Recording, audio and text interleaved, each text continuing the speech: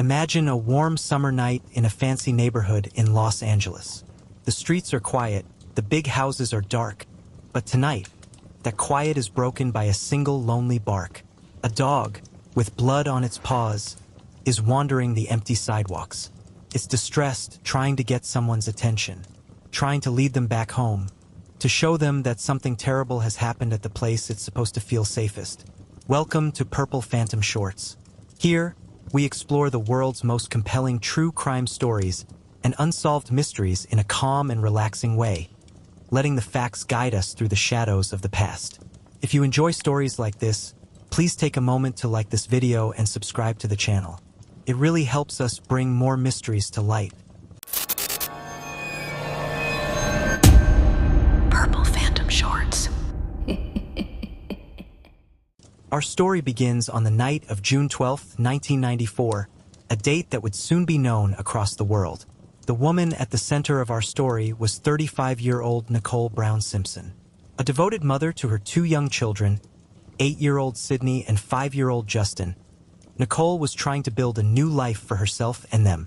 She had famously been married to O.J. Simpson, a hero on the football field and a star in movies and commercials. But their relationship was troubled. Police records showed that Nicole had called 911 for help on several occasions during their marriage, fearful of his temper. After their divorce, she hoped for a fresh, peaceful start. That evening, she had taken her children and other family members to a celebratory dinner at a popular local Italian restaurant called Mezzaluna. It was a happy, normal family meal.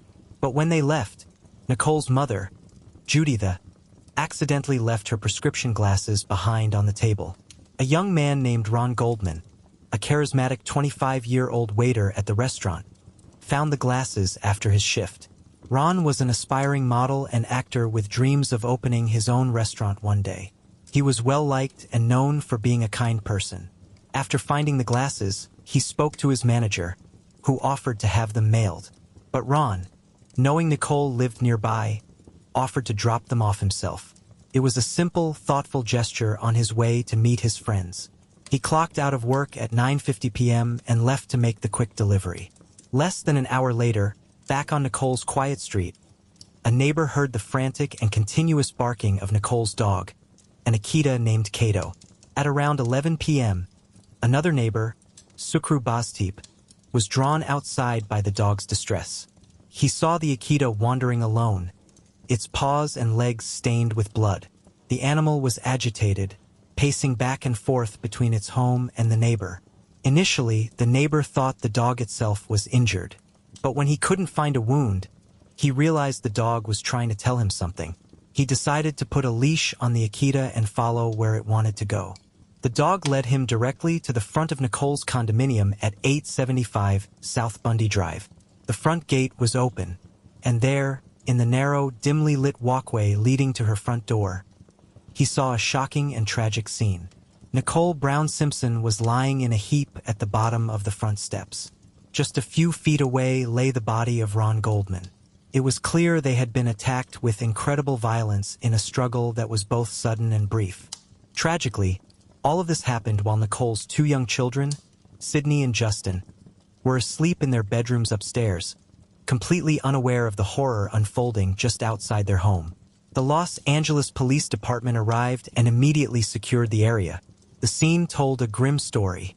Investigators found a trail of bloody shoe prints leading away from the walkway, indicating the killer had walked, not run, away from the scene. The prints were from a pair of expensive and rare Italian shoes, made by a designer named Bruno Magli.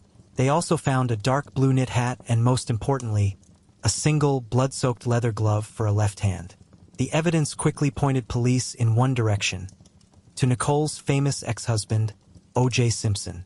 Detectives drove the 2 miles to his lavish estate on Rockingham Avenue. Their official reason was to inform him of his ex-wife's death and to have him pick up his children. When they arrived, they noticed his white Ford Bronco was parked strangely on the street. Looking closer, a detective saw what appeared to be a small smear of blood on the driver's side door.